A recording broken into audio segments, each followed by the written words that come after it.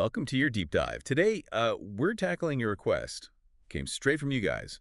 A journey through Frank Herbert's God, Emperor of the Dune. Oh, yeah.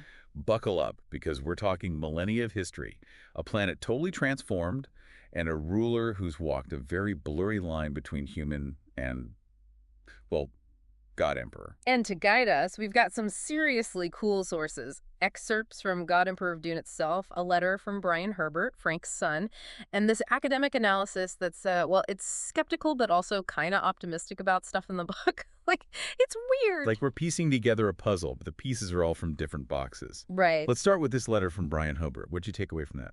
You know, what really struck me was how Brian talks about his dad's work. He calls it this, like, intricate tapestry of ideas all woven into this thrilling narrative.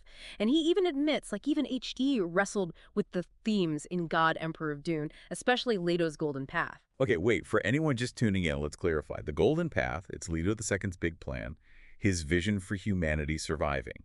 Huh. But it requires some, well, seriously heavy sacrifices. Yeah. We're talking about him basically turning into, like, a tyrant. Yeah. Sacrificing his own humanity, imposing his will on generations to come. Kind of makes you wonder, is survival even worth that price?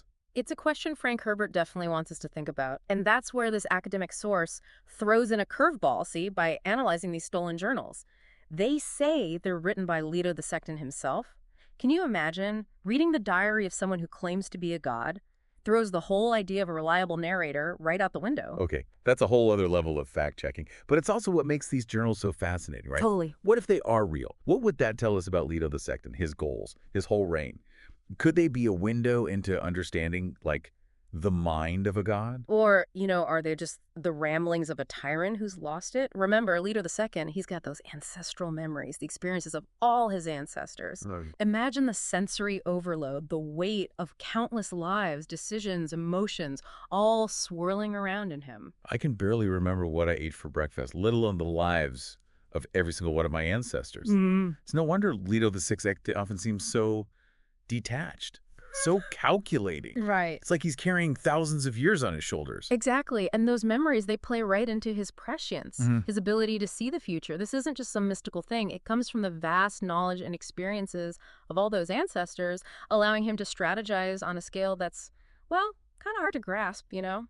Which brings us to the heart of it, right? Is Leto II a benevolent dictator, making tough calls for the greater good? Or is he a power-hungry tyrant who's totally lost sight of his own humanity? Okay, yeah, let's dig into that because it's a huge question throughout the book, even in these stolen journals. We got to look at Leto's actions, his words, and what happens because of them. It's like we're getting a backstage pass to the making of a god emperor. Hmm. And the academic source, even with all their skepticism, they seem, I don't know, cautiously optimistic. Like they see something in those journals, a glimmer of hope, maybe? A deeper understanding of Leto II and what he's trying to do? They even ask this question, like, what if those journals hold the key to understanding not just the past of Dune, but our own future? See, that's what makes God Emperor of Dune so much more than just some sci-fi epic. It's a cautionary tale about power, about the line between control and tyranny, about choices that echo for thousands of years. Choices that, as Leto himself argues, might be shaping U.S. right now, whether we know it or not. Okay, that's giving me chills. Let's start by trying to understand this God Emperor, this Leto II. How does he even become this creature? Well, the book describes it vividly. Leto II, he's this physically grotesque being, a human sandworm hybrid. He chose to sacrifice his humanity for what he believes is a greater purpose, humanity's survival. So he takes it upon himself to make the choices for everyone else, even if it means turning into, well, something monstrous. Yeah. And that transformation, it's physical and mental. He doesn't sleep anymore. He exists in this weird dream state, fueled by those ancestral memories. He's become something other. And a big part of that otherness is his connection to the spice melange, right? Absolutely. He's become so intertwined with the spice, he believes he'll one day actually become the source of it. Think about that for a second. A resource more valuable than gold, a substance that powers space travel, consciousness, even prescience itself. It's like he's trying to control the very fabric of how this universe works. Control, it really does seem to be Leto II's whole thing. No doubt. He manipulates everything and everyone around him, and that becomes even more clear when we look at his relationships. People like Duncan Idaho, his loyal sword master, and Monio, his major domo. Let's talk about Duncan for a sec. cloned over and over for thousands of years to serve the Atreides family. Talk about employee dedication. Right. It's a perfect example of Leto's control and the questions it brings up. Every Duncan, he grapples with this loyalty that's practically programmed into him, a loyalty to a family he barely remembers, a legacy forced onto him by the God Emperor. It's almost like Leto's trying to cling to a piece of his own humanity, his Atreides past, through these clones. But at the same time, he's treating Duncan like a pawn. Yeah.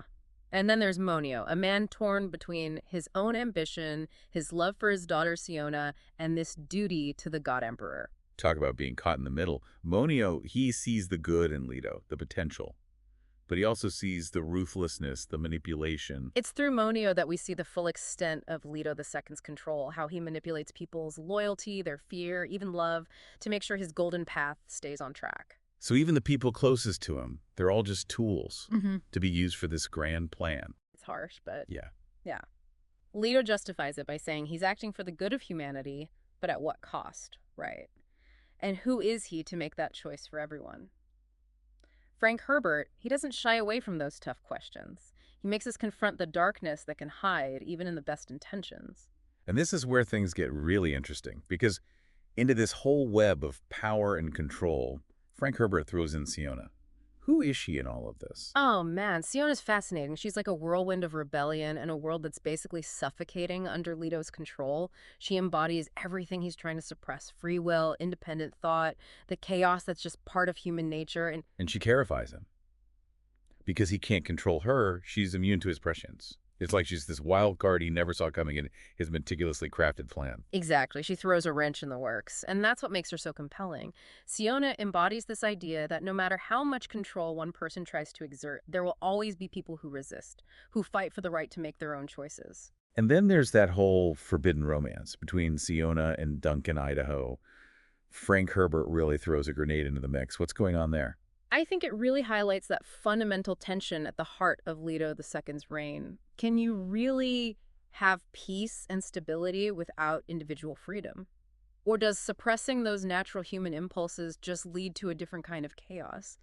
It's a question with no easy answers, and one that we're going to explore as we dive deeper into this world of rebellion, power, and the line between human and, well, divine. We're back, and things are about to get really real in the world of God, Emperor of Dune, because even love can be a form of rebellion in this world. Totally. And, we talked about how Leto controls the spice melange, right? Well, this academic paper we have calls it hydraulic despotism. And I'm like, what is that even supposed to mean? I know, right? It sounds kind of complicated. It's actually really interesting once you wrap your head around it. It goes way beyond just controlling something valuable. Like, imagine something totally essential for survival. In God, Emperor of Dune, sure, it's the spice. But think about our world for a second. Okay, I'm thinking. Things like oil, water, even just basic resources, whoever controls those things, they basically hold all the cards. They shape politics, our everyday lives even. Whoa, yeah, I see what you mean. Yeah. It's like how we rely on electricity, internet, even our phones. We never really think about it. But if someone suddenly controlled access to those things, Exactly. Leto II, he gets this, fundamental truth. He's built this whole society completely dependent on him. So going against him, it's almost impossible. so Siona and Duncan, with their little romance and her whole immunity to prescience thing, they're like a crack in Leto's perfect little system. They're a wrench in the gears. And you know what's really wild? Leto's fears. They go way beyond some rebellion. He's terrified of something much more personal, love. And this is where my brain, short-circuited Leto II, this ancient, monstrous god emperor, falls in love with Horinori, a regular human woman. What is Frank Herbert doing here? Right, it makes zero sense. And I love it's like this total curveball. It's brilliant, though, because for all his power, all his control over, time and space, Leto's still vulnerable to this totally human emotion, and the fact that he knows it, that he's afraid of it, makes him even more complex. Oh, totally. And let's not forget, Hiwinori is nobody's fool. She's got her own secrets, her own connection to those Ixians. Yeah. They're playing their own W-win game against Leto. And this is where those stolen journals, the ones Siona got to Ingleeks, they come back in. Remember, it wasn't just a coincidence. Leto planned that. This guy is always thinking 10 steps ahead. Okay, hold on. So he's got this future wife who might be a pawn in some big power play. He's got rebels inside his own house, and his own memories are always whispering in his ear, I'd be a wreck. Right. But even with all that, There are moments where Leto II lets his guard down, and where we see Yeah. real vulnerability. The journals, they show us his introspection, how he thinks about power, the loneliness of living forever, the sheer weight of leadership. It's almost sad. It is kind of tragic. It is. But Frank Herbert doesn't let us forget how dangerous Leto is either. Enter the face dancers, shape-shifting assassins sent by the Talaxu to take him out. Talk about a reminder that even a god emperor can bleed. And those attacks are brutal. The way those face dancers can just become anyone Leto trusts to get close to him. Intense. But they're more than just a physical threat, too. The face dancers, they represent the chaos that Leto's tried so hard to erase from the universe. They embody the unpredictable, the stuff his prescience can't fully grasp. Okay, so, big picture time. We've got these power struggles, rebellions, forbidden love, assassins trying to kill a god emperor. What happens to Leto's precious golden path? Does it all fall apart? That is the question, right? And Frank Herbert, he's not giving us any easy answers, but the pieces are all there in the book, in those journals. We just have to put them together. Those face dancer attacks, man, they were just the beginning, weren't they? Nope. Leto II, he's dealing with something way bigger than just assassins. Something even his whole prescience thing can't totally fight off. It's like he's built this crazy complex system of control, right? This golden path across thousands of years. Yeah. But it's like the human cost, it's starting to get to him. He's realizing he could become the tyrant, consumed by his own power. There's this one journal entry he even calls himself, the hunter caught in his own net. Powerful stuff. Gives me chills. This is Leto II, right? Conquered time, conquered fate. And even H.E. realizes even gods can screw up. And the people around him, they're starting to see it too. Monio, his most loyal guy, he's really struggling with Leto's ruthlessness, sees the darkness growing, even as he's trying to serve him. Even Duncan Idaho, Mr. Atreides' loyalty himself. He starts questioning if Leto's lost it. And honestly, can you blame him? How do you reconcile this brutal tyrant with the guy who falls for Hatri Nori? It doesn't track. And then there's Siona. She's the one who really gets the golden path, I think. She sees what it costs. Peace, yeah, but at the cost of free will, of making your own choices, and she's not down with that. And that leads to Leto's ending, doesn't it? That confrontation on the bridge. Everything changes there. It's brutal, full of loss, sacrifice. Leto finally sees, even with all his power, he can still be played. But even in death, man, Leto II, he changes everything. Shatters that bridge, scatters those sandworms all over Arrakis. He breaks his own control over the spice, over the universe, and his last words. To Siona and Duncan, intense. I give you the golden path. Never again will you have the kinds of concurrence that once you had. What does that even mean? Right, that's the question that hits you like a ton of bricks at the end of the book. Is Leto saying humanity's finally free? Free from prescience, free to choose even if it means screwing up? Or is it control on a whole other level, this scattering, so huge that humanity can never unite again? And then this academic paper, right? They hit us with one final mind blower. They ask, what if Leto II, even though he's dead, what if he could come back in our time?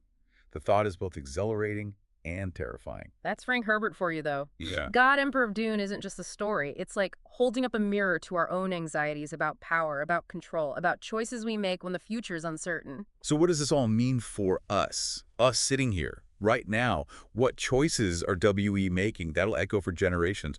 Are we making our own WN golden path, good or bad? Those are some heavy questions to sit with. Sometimes the best deep dives, they leave you with more questions than answers. And on that note, keep exploring, keep questioning, keep diving deep, everyone. Until next time.